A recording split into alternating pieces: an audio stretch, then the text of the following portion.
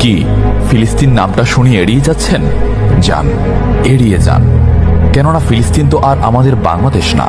কোনো সমস্যা নেই, এড়িয়ে যান। কিন্তু একটা কথা মনে রাখবেন, সেই কাল কিয়ামতের দিন যখন আল্লাহ আপনাকে প্রশ্ন করবে, তখন কি করবেন?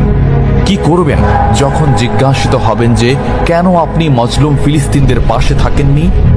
জানি উত্তর দিতে পারবেন না, কারণ আপনার নিজেরই জানা নেই এর উত্তর কি হবে। এখন হয়তো বলতে পারেন যে আমি কি করে ফিলিস্তিনে গিয়ে মজলুমদের পাশে থাকব, কি করে এত দূর গিয়ে সাহায্য করব? হ্যাঁ, এইরকম প্রশ্ন যদি আপনার মনে উদয় হয়ে থাকে, তাহলে অবশ্যই আপনার মনে অলসতা আর বজ্রে ভরা।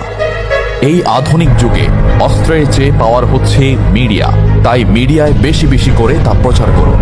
হ্যাশট্যাগের মাধ্যমে প্রতিবাদ করুন। এই ক্ষুদ্র প্রতিবাদ একদিন অনেক বড় প্রতিবাদ হয়ে দাঁড়াবে। বিজয় একদিন ইসলামেরই হবে ইনশাআল্লাহ। এটা আমার কথা নয়, এটা এই মহাবিশ্বের প্রভুর কথা। একটা কথা মনে রাখবেন, ক্ষুদ্র ক্ষুদ্র বালিকণা, বিন্দু বিন্দু জল গড়ে তুলে পাহাড় পর্বত, সাগর অতল।